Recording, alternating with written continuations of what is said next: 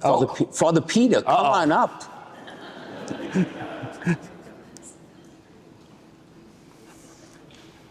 So Bishop, first, thank you for being here. It's always such a pleasure, excitement to have you here. So my question is, now, when it comes to our faith, people usually associate faith with going to church or belonging to a ministry. So my question to you, how is it that we make the experience of faith more practical when you're not in church, when you're not praying, when you're not part of a ministry, where it really becomes every part of your life? That is an excellent question.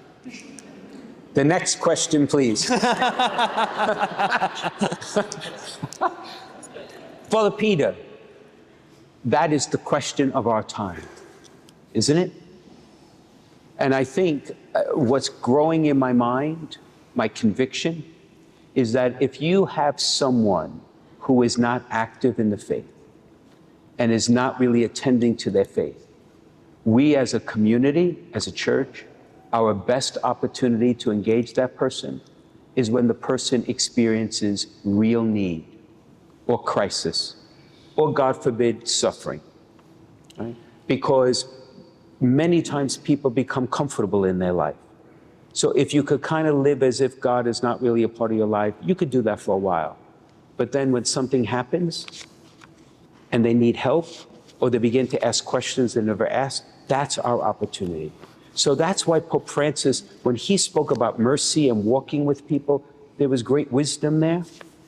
Because if we as a church, and that means all of us, my young, for all of us, of every vocation, understood that we as witnesses in the world are there to be with people when they need us the most, that is where I think you can start instilling the opportunity for faith. Great book, by the way. You mentioned Walking with People and Mercy. Matthew Kelly's beautiful Mercy. I recommend it. Yeah, exactly. And as I've said many times with Steve over the years, and therefore it's a false choice to say we want to walk with someone but not take them somewhere. Like, we're not here to walk around in circles. We're here to walk to heaven.